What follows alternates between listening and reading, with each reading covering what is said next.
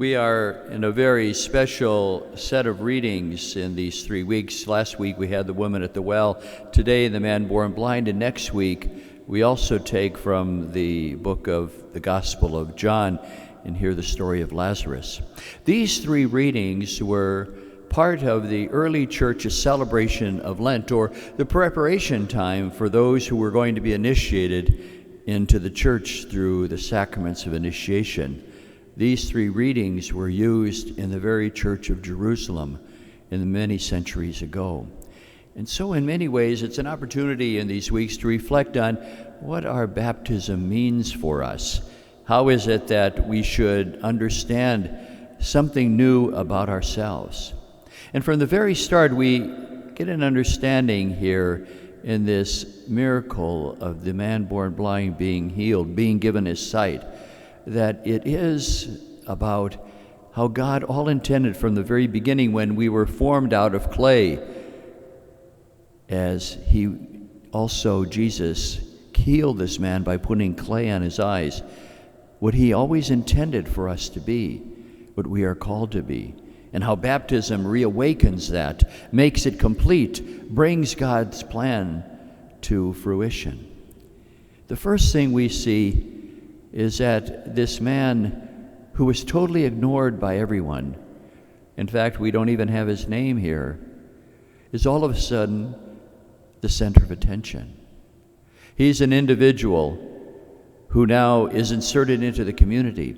His whole life is not just about his individuality, but he is a part now of this community, to the point where, in fact, he's the center of attention. And so too with ourselves. Baptism brings us into the community of faith, realizing that our salvation is not something we work out by ourselves, but in the way that we interact with one another.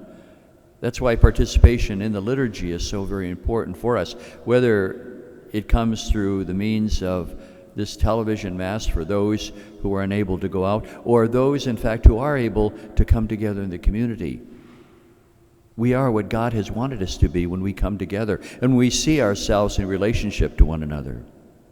The second thing we see is that this man, when he's healed, not only has the clay on his eyes, but he's asked to go to the pool of Siloam, which means sent.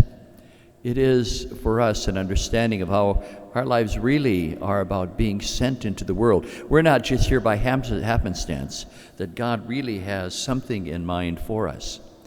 I have to tell you that I've been reading this wonderful book by Sister Jean called Wake Up with Purpose, What I've Learned in My First 100 Years.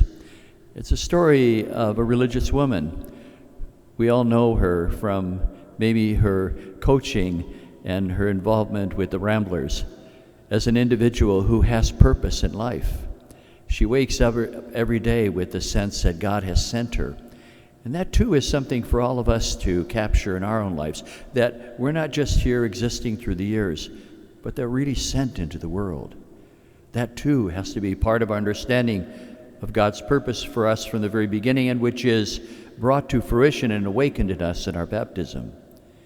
And the final thing we see in the story is that this man who is born blind comes and meets Jesus. He realizes that Jesus is the one who awakens in him what God's purpose was all about. And so too, our baptism has to be about a living relationship with the person of Jesus. We do surveys so often on what people's beliefs are, and one thing that we're seeing a trend is that Jesus is treated only as an historical figure. But what we believe is what this man experienced, that Jesus is right before us. The person, in fact, who gives us sight about our lives, who gives us purpose, but also brings us into a community, who's alive now, risen from the dead.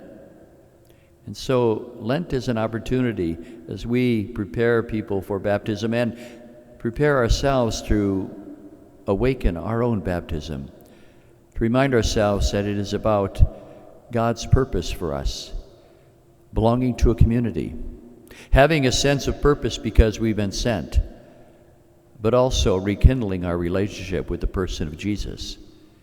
And in that way, as we celebrate these days, prepare people for baptism, our own baptism too can come to life. And we can be those who in the gospel today Jesus challenges to make sure that we really do see the life that he has given us.